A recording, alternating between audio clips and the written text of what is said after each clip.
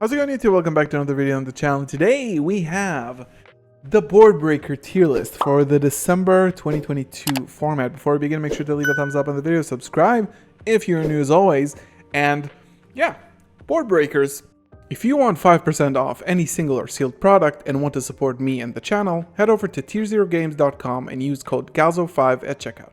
Nobody plays hand traps anymore, right? So we have to, like, if you look at this list before we even start like touching any of it, you'll see that a lot of these cards are seeing a lot of play in main decks and side decks too.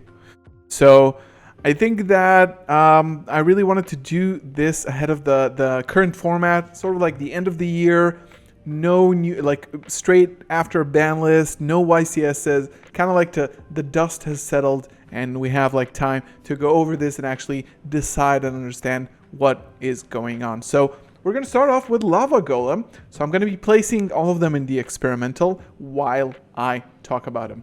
So Lava Golem. I think that Lava Golem and Sphere Mode, I'll put them together. They're not kaijus. They do things a little bit differently. I think that right now, if we're looking at the best decks of the format, we're looking at Tier, Sprite, and Flu, in my opinion. Maybe Exosisters. I wouldn't say it's the best. It's winning, though, so I suppose you can count that. You do need mass removal. So these cards go really hard against things like Sprite. They usually end on 3 monsters. Clear out those monsters, you clear the main source of interruptions that they have. Tier, you can, Lava Golem, get the elf and the tier element monster that they usually end up on, and their trap cards don't activate, they can't mill further, and their scream doesn't work, they're sullied, and nothing actually works unless they have a Havness or a way to bring back a tier elements monster to the field. So I think these are really, really good, and I think the decent section is going to be for like good cards, solid good cards. Very strong is going to be like the top tier ones. This has obviously some downsides. You don't always play into boards where this is actually viable, and Sphere Mode is like a gamble if you want to play specifically Sphere Mode if you don't go against decks that end up on 3 monsters. So for example, Flounder-Rees.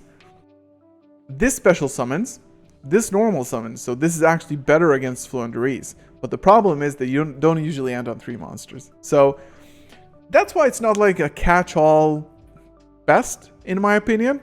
But again, we're sort of looking in a world where we have those 3 top decks and seeing how much impact you can actually get from each card.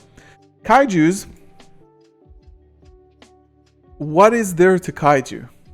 I don't really know, like, this is Gamma-Seal specifically, but all of them, maybe Gadarla is slightly better because it's a wind monster, so you can special summon it against Flounder-Rees, you can tribute the barrier statue.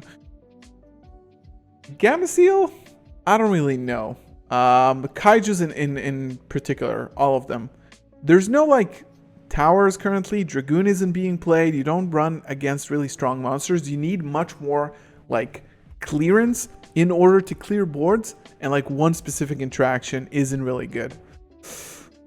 We got Dark Hole and Raigeki. So I think that let's talk about the differences between the two. They do the same thing, but Dark Hole takes care of your monsters. Why was Dark Hole actually played versus Raigeki? In the last format, we had a thing called Mystic Mine. I don't know if you actually forgot about it by now, but yeah, it was a thing. It was actually a thing.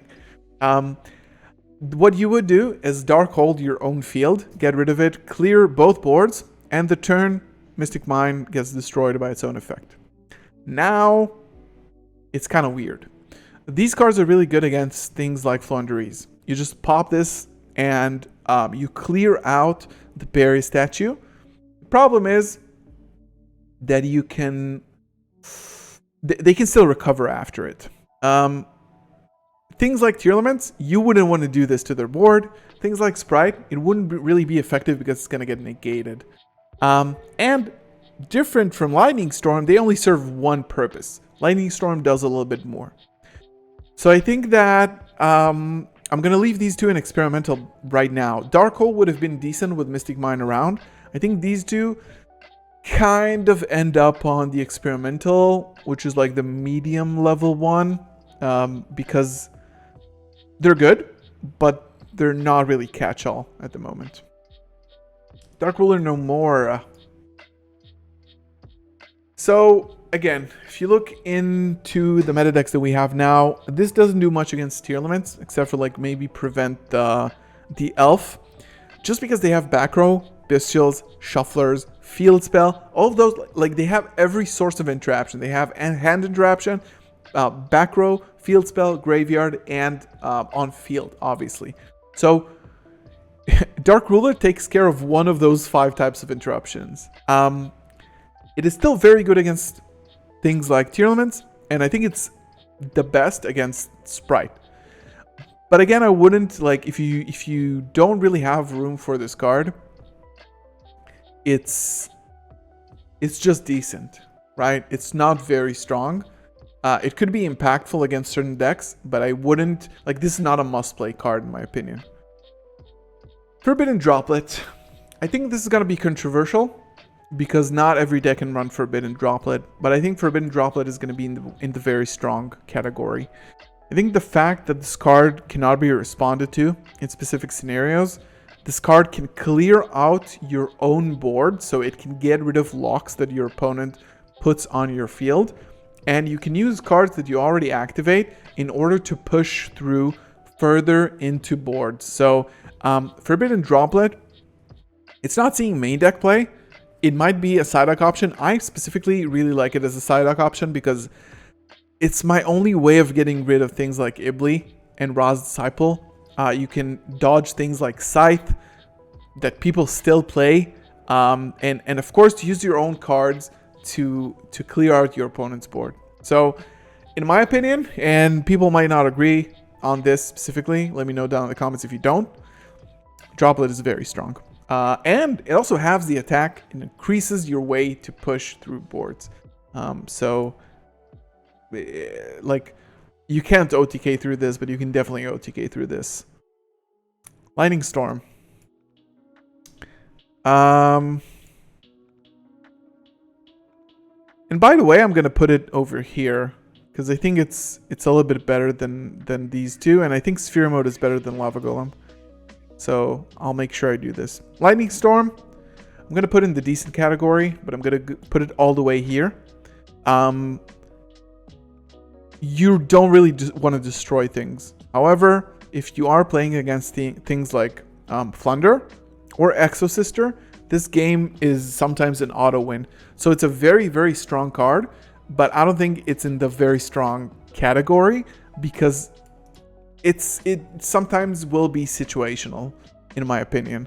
I think it's really good. But the fact that, again, destruction is like destroying a tier limit deck's back row feels so bad when they can just search a Havness if they didn't have it. It feels so bad, man. It feels really bad. Like, tier is so strong. It's even, like, so good against destruction. But we'll keep going. Triple Tactics, the best board breaker in the game. This is, of course, only one of these effects are board breakers, but this card as a whole plays into your opponent's board, forces interactions, and then what it does is pluses you. So you either take a monster, non-targeting, until the end of the turn. You look at your opponent's hand, so it not only breaks the board, it breaks the hand as well, which is a part of the board, obviously. Or draws 2 cards, which my friend always says, if you draw 2 cards of a talent, you already lost. But sometimes it could win the game. Like Pot of Greed, Delinquent Duo, and Change of Heart, all in one card. I think the talents is currently the best. Slayer, unfortunately, mediocre at best. Flu play it because they can afford the extra deck space, but not any other deck can really benefit off of this. They can't really benefit off of getting rid of monsters in the extra deck. Things are usually protected by elf, so the only thing that you can actually bounce is the elf. And as a result of that, you need to play like links that you can actually benefit off of. And this is why it's not that good, honestly. I think that if things like pure fusion decks, or maybe even Xyz decks like Kashtara, rise back up into the format, it's going to be a little bit better for Ultimate Slayer, but unfortunately, I can't really give any merit for this card. Evenly Matched is in the decent category, and I think it's going to be here. Or maybe here. So Evenly Matched is really good. The problem is negation. So Sprite has negation for a tier now. Just search for an Omni Negate, and they negate your Evenly Matched games 2 and 3. So it's really, really hard to resolve. Should I actually do this? I think this is it.